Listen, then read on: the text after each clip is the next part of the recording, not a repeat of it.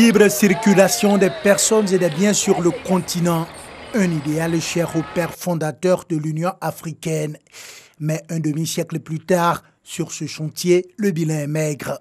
Il y a encore du pain sur la planche. On sait que les Africains ne circulent pas très bien entre les différents pays dans le cadre d'une sous-région. C'est pour ça qu'on parle du passeport africain.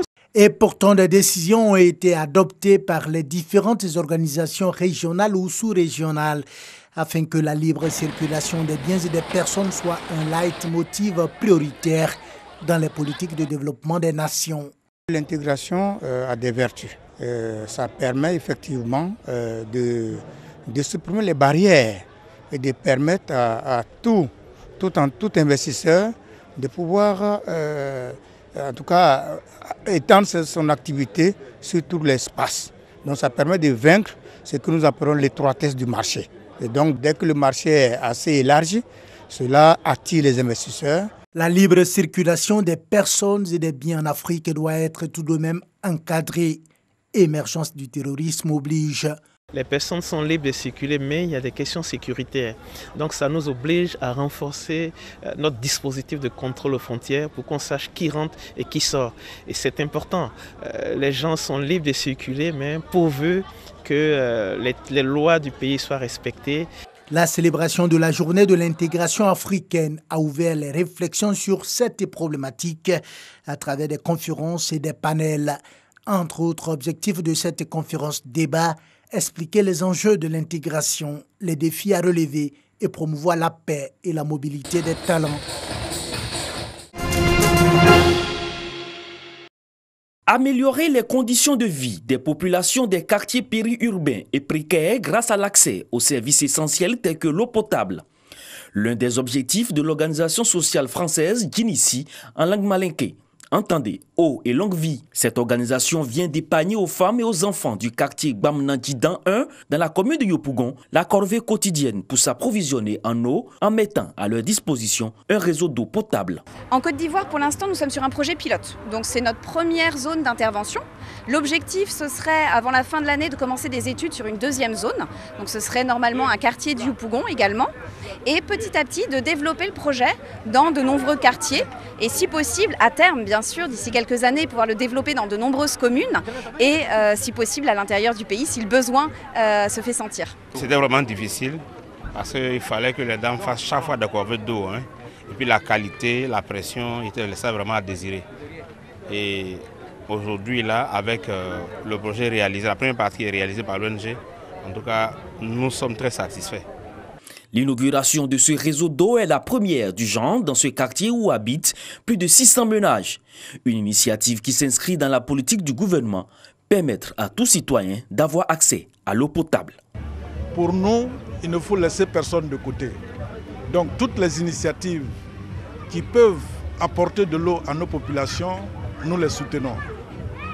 Et donc tous les quartiers précaires d'Abidjan seront raccordés au réseau afin que nos populations aient l'eau pour avoir ce bien-être tant recherché. Djinnissi participe ainsi à travers ses actions à l'atteinte des objectifs du développement durable. Elle ambitionne les mois à venir étendre ce réseau d'eau à l'ensemble du quartier.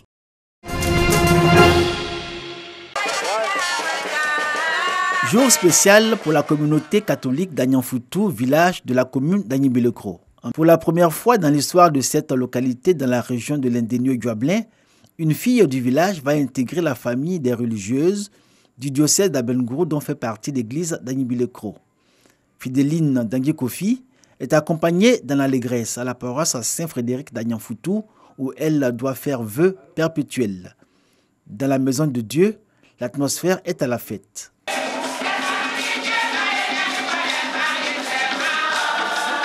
Devant Monseigneur Boniface Aziri, évêque du diocèse d'Abengourou, Sœur Fidéline Dangui-Kofi dit son engagement à suivre Jésus et se donne tout entière à Dieu. Moi, Sœur Kofi Dangui Fidéline, pour la gloire de Dieu, je fais vœu perpétuel de chasteté, pauvreté et obéissance. La religieuse renonce à tout et considère tout comme une ordure afin de gagner le Christ. C'est parce qu'elle veut gagner le Christ qu'elle refuse de se marier. Comme nous le demande le pape, n'ayons de cesse de prier pour tous les consacrés, hommes et femmes, afin que leur chasteté, signe d'amour préférentiel pour le Christ Jésus, soit vécue dans la plus grande fidélité et soit une révélation de la tendresse de l'amour gratuit et universel, révélation de la tendresse même de Dieu pour tous les hommes. Sœur Dangui Fideline Kofi, membre de la congrégation des filles de Notre-Dame des Miséricordes, s'y livre de tout son cœur pour atteindre la charité parfaite au service de Dieu et l'Église, par la catéchèse, avec la grâce du Saint-Esprit. L'évêque d'Abengourou invite les jeunes filles à rentrer au couvent et à accepter d'être des religieuses, rappelant que le seul couvent dont dispose le diocèse d'Abengourou est situé dans la ville d'Ara, à fermer, par manque de vocation.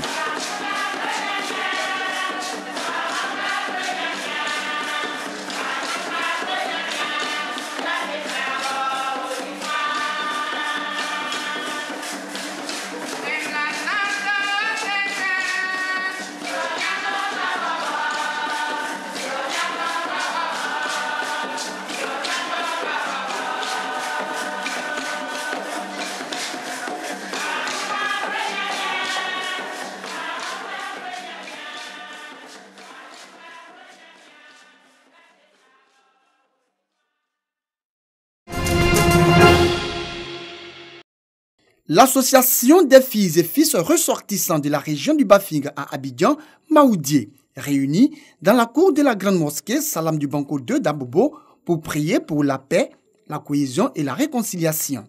Pour les organisateurs, la paix est et demeure le pilier de tout développement. Pour nous, il était impérieux, dans un premier temps, de prier non seulement pour la cohésion sociale, pour la paix, vraiment et la tranquillité de tous les Ivoiriens, mais en particulier prier aussi pour les cadres du Bafing, pour leur cohésion, leur entente, pour pouvoir au moins faire émerger le Bafing.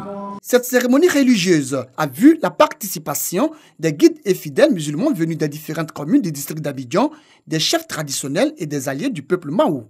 Elle a aussi bénéficié du soutien des élus et cadres de la région. En ce moment, le pays a besoin de beaucoup de prières pour que la paix et la concorde règnent jusqu'en 2020 et que les élections se passent vraiment dans la fraternité. Nous pensons que les enfants de Côte d'Ivoire doivent tout faire pour qu'il y ait cette paix-là, cette cohésion entre nous. Et cette prière, vraiment, elle est la bienvenue. C'est tout un honneur d'être invité et d'être là. Et surtout que c'est pour des prières, des doigts pour la prospérité et la paix en Côte d'Ivoire. Cette rencontre islamique était placée sous le patronat du président du Conseil supérieur des imams en Côte d'Ivoire, Cosima. Invocation, louanges et bénédictions ont également marqué cette cérémonie religieuse. Pour cette deuxième rencontre de la poule A, l'Ouganda n'a pas tardé à montrer ses muscles. Dès le quart d'heure sur un corner, Patrick Gadou, au bon endroit, au bon moment, plante le ballon d'une tête dans la gauche des buts de Leïma Tampi pour le 1-0. Après ce but concédé, les Léopards sortent de leur réserve pour mener quelques incursions, mais ils se heurtent à l'expérimenté portier des Cruins, Denis Onyango, qui sort toutes les balles chaudes. Florent Ibengue profite de la pause pour recadrer ses hommes, mais en vain. Puisqu'à la 49e minute, les Ougandais vont corser l'addition grâce à la puissante tête d'Emmanuel Okui qui exploite bien le coup franc de Farouk Oumiya. Ce succès permet aux Rouges et Noirs de coiffer les Pharaons au goal différentiel avec 3 points plus 2 et surtout d'envisager la suite du tournoi avec beaucoup plus de sérénité.